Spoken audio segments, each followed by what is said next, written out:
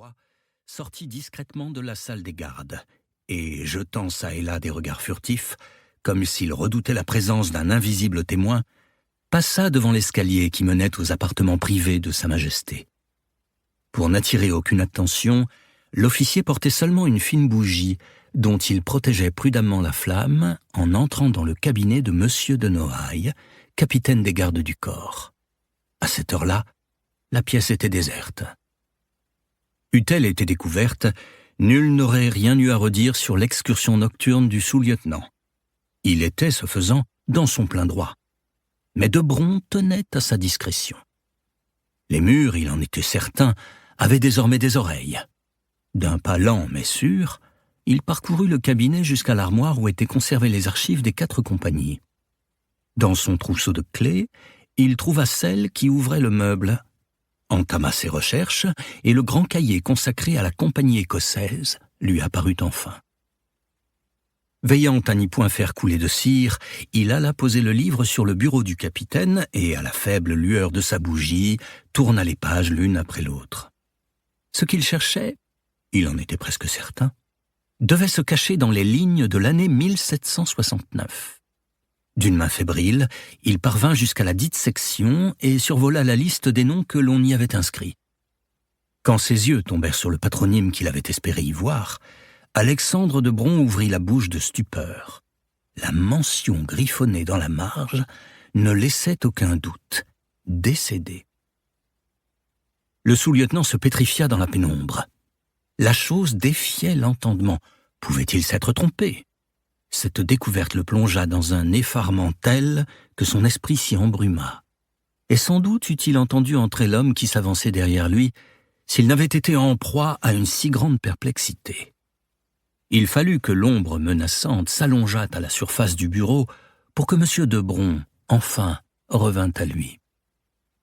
Le cœur serré, le garde fit volte-face, juste à temps pour voir scintiller le métal froid de la lame qui s'enfonça d'un coup franc dans sa poitrine.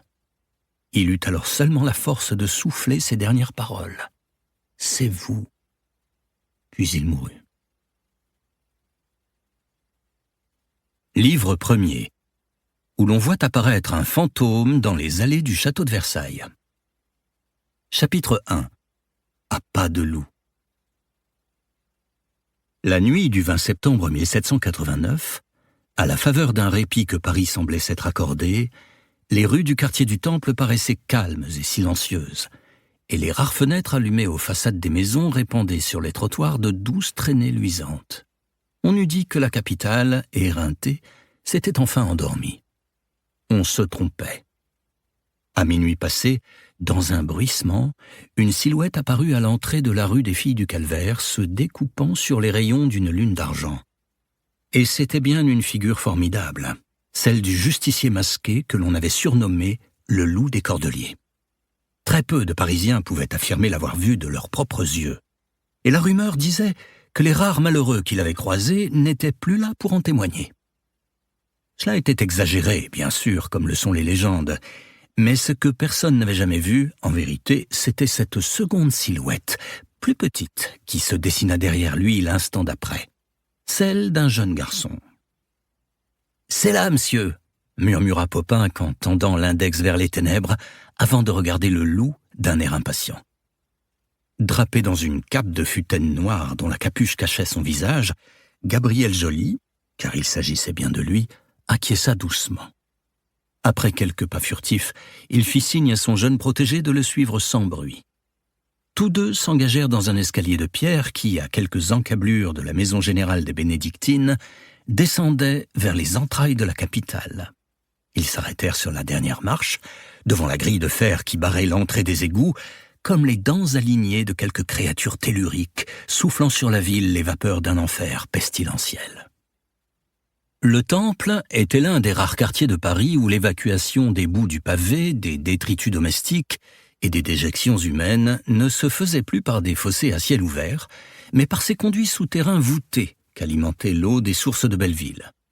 C'étaient de longs corridors, étroits, fort lugubres, à peine assez hauts pour qu'un homme pût y évoluer, et ce à condition de ne point craindre les immondices, les rats et les insectes qui infectaient les lieux.